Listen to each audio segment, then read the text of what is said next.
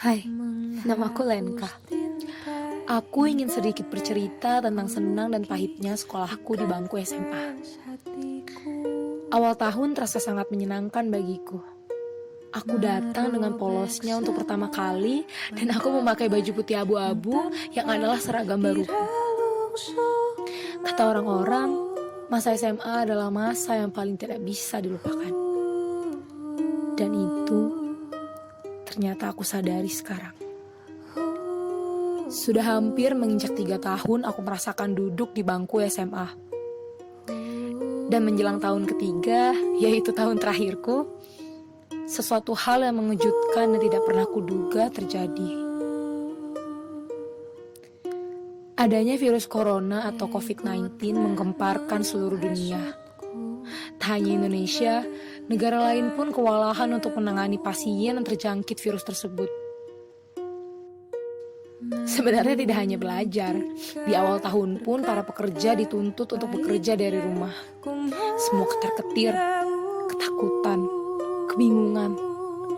Dan para pekerja menengah ke bawah adalah orang-orang yang paling terdampak.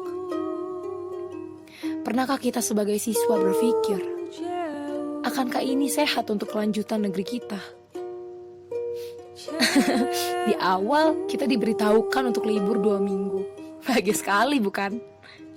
Berharap libur itu kita manfaatkan dengan liburan, main bersama teman-teman sampai larut malam, dan banyak wacana-wacana lain yang bermunculan di otak kita setelah kita mendengarkan kata libur. Dan buatku pribadi, hal yang sangat menjadi tantangan selama belajar di rumah adalah untuk membagi waktu. Kapan aku harus belajar, kapan aku harus mengerjakan pekerjaan rumahku, dan kapan aku harus bersantai. Semua berantakan. Tak terkecuali waktu tidurku pun tak seperti dulu. Tidur larut malam adalah hal yang sangat biasa bagiku sekarang. Sampai detik ini, aku mulai muak dengan belajar di rumah.